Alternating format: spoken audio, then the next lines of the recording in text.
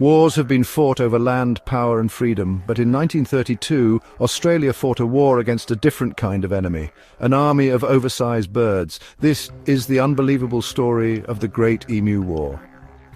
The year was 1932. Australia was still recovering from the Great Depression, and soldiers returning from World War I were given farmland to help grow crops. But soon a new problem emerged, one that no one saw coming. Tens of thousands of emus, giant flightless birds standing over 6 feet tall, began migrating into Western Australia in search of food. And what did they find? An all-you-can-eat buffet in the form of farmers' crops. The farmers were desperate. These birds weren't just eating their crops, they were trampling fields, destroying fences, and outsmarting every attempt to stop them. Something had to be done. So they turned to the government for help. And what did the government do? They sent in the military. Yes, you heard that right.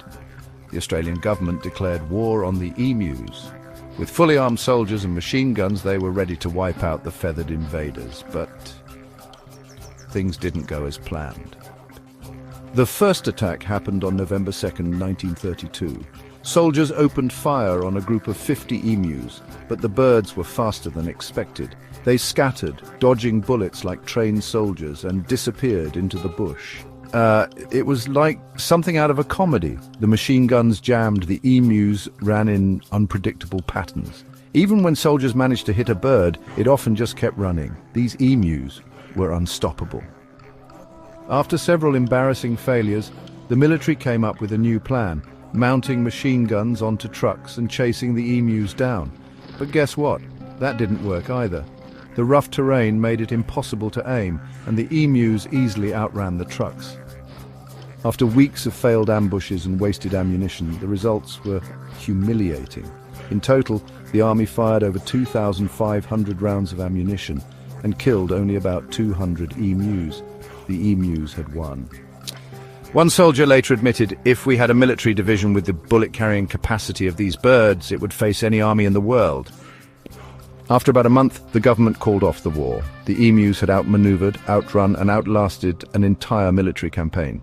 The Great Emu War was over and Australia had lost. So, what did the farmers do? They eventually built taller, stronger fences, something that worked much better than machine guns, and the emus, well, they're still out there, watching, waiting, unconquered. The Great Emu War remains one of history's strangest military defeats. So what do you think? Should Australia have tried a different strategy, or were the emus just too powerful? Let us know in the comments below. Like and subscribe for more forgotten history, only on Echoes of Time.